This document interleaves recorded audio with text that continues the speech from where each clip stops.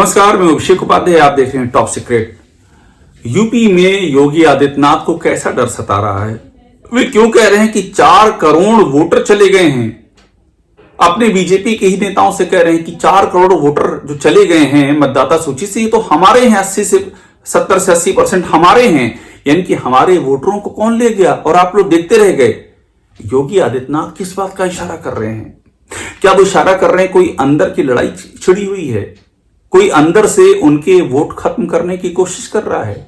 और योगी आदित्यनाथ ये बात अब क्यों कर रहे हैं? लोकसभा के चुनाव में उन्हें ये बात क्यों नहीं याद आई थी कि क्या हो रहा है वोटों का, कौन वोट कहां डाल रहा है, कि छत्री महापंचायतें कैसी हो रही हैं, कैसे छत्री महापंचायतों में बीजेपी को हराने के लिए ऐलान किए जा रहे हैं और योगी सरकार हाथ पर हाथ धर के बैठी हुई है। अब आपको याद आ रहा है कि 4 करोड़ वोट चले गए, क्योंकि अगला चुनाव यूपी का है, आपका मुख्यमंत्री पद दांव पर है। तो आप बीजेपी के नेताओं को बिठा करके आप उनके सामने सवाल रख रहे हो कि 4 करोड़ वोट कैसे हमारे गायब हो गए। अब देखिए योगी आदित्यनाथ कह रहे हैं, वो एसआईआर पर अपने ही नेताओं से बात करते हुए कहते हैं कि 16 करोड़ की संख्या होनी चाहिए। वो आंकड़ा देते हैं कि 1 जनवरी 2025 को बताते हैं वो कि 15 करोड़ 44 लाख ये वोटर थे और जनवरी में आकर के 12 करोड़ हो गए। लगभग 4 करोड़ का गैप है और ये आपका विरोधी नहीं है। इनकी 4 करोड़ आपके अपने ही वोटर, मैक्सिमम हिस्सा चला गया। कौन जिम्मेदारी? योगी आदित्यनाथ इसकी याद क्यों कर रहे हैं? और यहीं पर सवाल खड़ा होता है कि क्या अब उनको अपने भविष्य की चिंता सता रही है? क्या उनका अपनी ही बीजेपी के नेताओं पर यकीन नहीं है? क्या उनको लग रहा है कि जो लोकसभा चुनाव में केंद्र के विरोधी धड़े ने उत्तर प्रदेश में किया, अब क्या वही उनके साथ हो सकता है?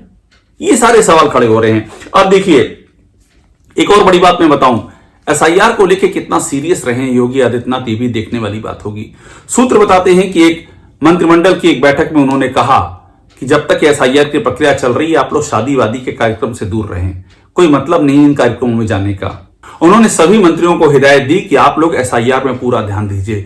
लेकिन लोग दंग रह गए जब कुछ दिनों बाद खुद योगी आदित्यनाथ को विवाह से जुड़े कार्यक्रमों में देखा गया। सवाल खड़े हुए कि आप जो बात मंत्रियों से कह रहे हैं, दूसरे नेताओं से कह रहे हैं, उस पर खुद अमल क्यों नहीं कर रहे हैं? एसआईआर को लेकर अगर गंभीरता की स्थिति होनी चाहिए तो शुरुआत आपसे होनी चाहिए।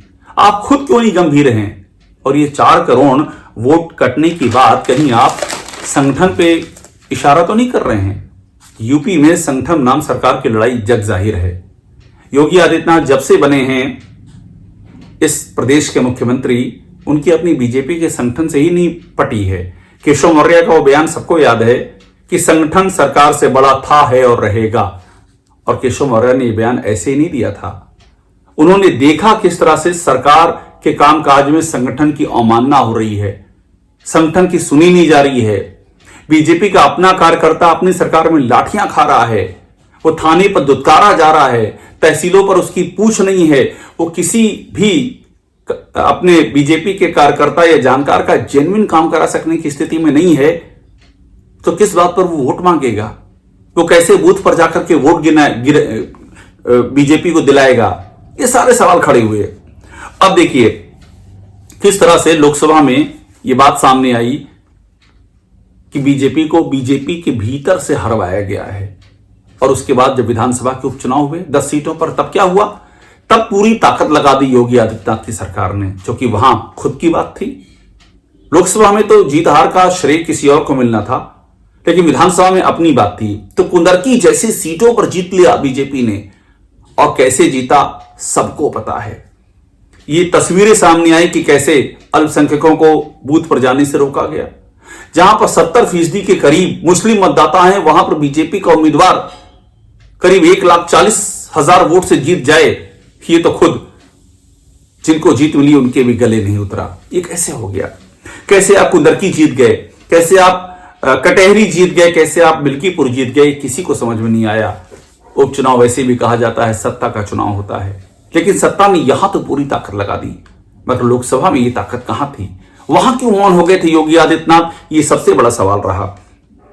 आप देखिए एक बात और मैं आपको बता रहा हूं कि बीजेपी की अपनी रिपोर्ट की बात यहां पर बहुत महत्वपूर्ण है। 2024 में जब लोकसभा में बीजेपी हारी और 33 सीटें आई तो एक रिपोर्ट बीजेपी ने तैयार की और इस रिपोर्ट में बाकायदा इंडिकेट किया किस तरह से बीएलओ ने चुनाव हरवाया, किस तरह से सरकार के अपने फैसलों ने चुनाव हरवाया, किस तरह से सरकार उदासीन हो गई, किस तरह से जाति पंचायतें हुई और उनको करने की इजाजत दी गई।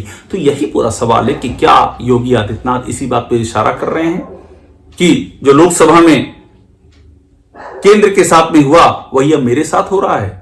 क्या ये वो इस बात की ओर इंडिकेट कर रहे हैं और क्या वो संगठन को जिम्मेदार ठहरा रहे हैं कि तो संगठन की जिम्मेदारी है? और क्या वो अपनी संभावित हार से खुद को अभी से मुक्त करना चाहते हैं कि अगर हार होगी तो मैं जिम्मेदार नहीं हूं, क्योंकि 4 करोड़ वोट को कटवाने और बचवाने का काम तो संगठन का था, संगठन ने अपना काम नहीं किया। ये बताता है कि बीजेपी के अंदर क्या चल रहा है, किस तरह से तलवारें खिंची हुई हैं और इस पूरी कवायद का 27 के चुनाव परिणाम पर क्या असर पड़ सकता है, यही सोचने वाली बात है। और इसको लेकर के बीजेपी में मंथन भी तेज हो चला है। टॉप सीक्रेट को देखते रहिए, लाइक कीजिए, इसे सब्सक्राइब जरूर कीजिएगा।